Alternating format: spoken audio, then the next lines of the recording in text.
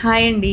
చుక్క నూనె లేకుండా 2, 3 రోజులు నిలవుండే ఈ నలిచిన కారాన్ని మీరెప్పుడైనా తిన్నారా?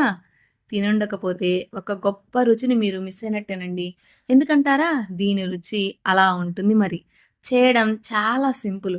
టేస్ట్ మాత్రం అద్భుతహ అనేంత గొప్పగా ఉంటుందండి. మాటల్లో చెప్పడం కాదండి బాబు! చేసుకొని తింటే తెలుస్తుంది దీని రుచి. అంత బావుంటుందనమాట. రాయలసీమ వాళ్ళు ముఖ్యంగా దీన్ని రాగి సంగట్లోకి చేసుకొని తింటారు. కానీ ఇది రైస్‌లోకి, పుల్కాల్లో కూడా చాలా బావుంటుంది.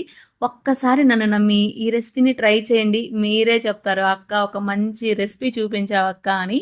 మరి లేట్ చేయకుండా రెసిపీ చేసేద్దామా?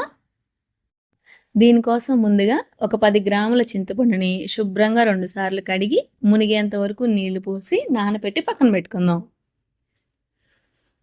ఇప్పుడు స్టవ్ మీద మనం పుల్కాలు కాల్చుకునే గ్రిల్ ఉంటుంది కదా! ఆ గ్రిల్ పెట్టేసుకొని, ఒక 15 ఎండుమిర్చిని అటూ ఇటూ తిప్పుకుంటూ స్టవ్‌ని లో ఫ్లేమ్‌లో పెట్టి కాల్చుకోవాలి.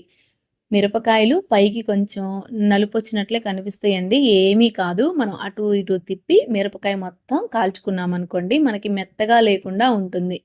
మనం నలిపినప్పుడు మిరపకాయ అనేది ముక్కలు ముక్కలుగా నలిగిపోవాలనమాట. అందుకు కాబట్టి స్టవ్‌ని సిమ్‌లో పెట్టుకొని నిదానంగా కాల్చుకోవాలి. ఇలా కాల్చుకున్నాం గదా! ఇప్పుడు వీటిని పక్కన పెట్టేసుకొని, ఒక 2 తెల్ల వంకాయలు మీ దగ్గర ఏవుంటే అవి తీసుకోండి. కానీ తెల్ల వంకాయల టేస్టే వేరుగా ఉంటుంది. 2 తెల్ల వంకాయల్ని తీసుకొని వాటికి కొద్దిగా వీలైతే ఆయిల్ అప్లై చేయండి. లేకపోయినా పర్వాలేదు. 2 వంకాయలకి కొంచెం లైట్‌గా ఆయిల్ అప్లై చేసేసి అంటే కొంచెం అంటే దాని మీద రాసినట్లు అంతే అనమాట. మనం లేదా మన చేతికి కొంచెం అంటించుకొని అలా రుద్దినా చాలనమాట. అలాగే ఒక టొమాటా. వీటిని కూడా స్టవ్‌ని సిమ్‌లో పెట్టుకొని నిదానంగా ఇలా తిప్పుకుంటూ కాల్చుకోవాలి. మీరు గుర్తుపెట్టుకోండి ఎందుకు ఇన్ని సార్లు చెప్తున్నాను అంటే, ఇది నిదానంగా కాలితేనే మనకి లోపలున్న వంకాయ అనేది ఉడుకుతుంది. అదే మనం స్టవ్‌ని హై ఫ్లేమ్‌లో అలా పెట్టామనుకోండి, మనకి పైన వంకాయ గానీ, అది టొమాటా గానీ మాడిపోయి లోపల ఉడకదు. పచ్చి పచ్చిగా ఉంటుంది. కాబట్టి నిదానంగా అటు ఇటు అత్తొడిమలు పట్టుకొని తిప్పుకుంటూ కాల్చుకోవాలి. టేస్ట్ అంతా ఇందులోనే ఉంటుంది. అందుకే ఇన్ని సార్లు చెప్తున్నాను.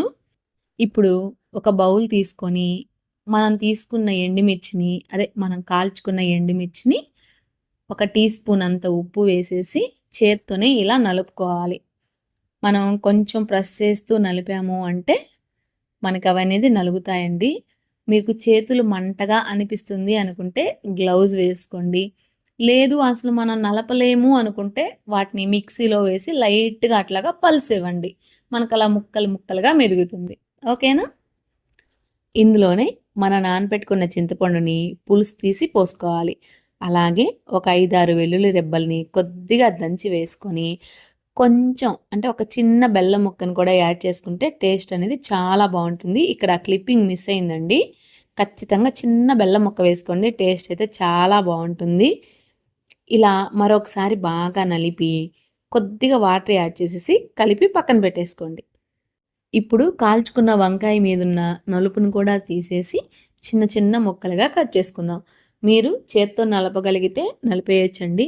కానీ అంత వేడిని మనం పట్టుకోలేం కాబట్టి, మనకంత అలవాటు లేదు గాబట్టి, మనం కొంచెం చాకుతో కట్ చేసుకున్నామనుకోండి ఈజీగా అయిపోతుంది.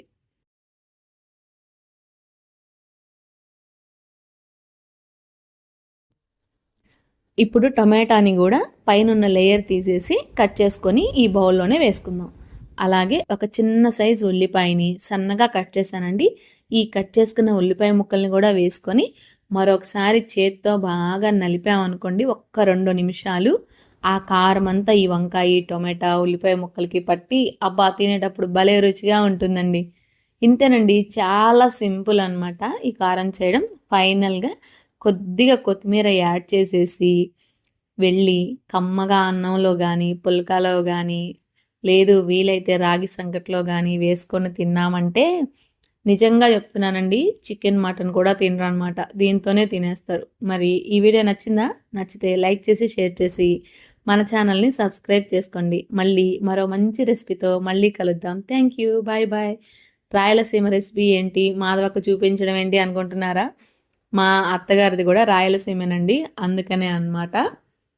మా వారు ఎప్పుడు ఈ రెసిపీ గురించి చెప్తూ ఉంటారు. అప్పుడప్పుడు చేసి పెడతారు. భలే ఉంటుంది. అందుకే నేను గూడా ఈ రెసిపీని మీకు గూడా చూపిద్దామని చూపించాను.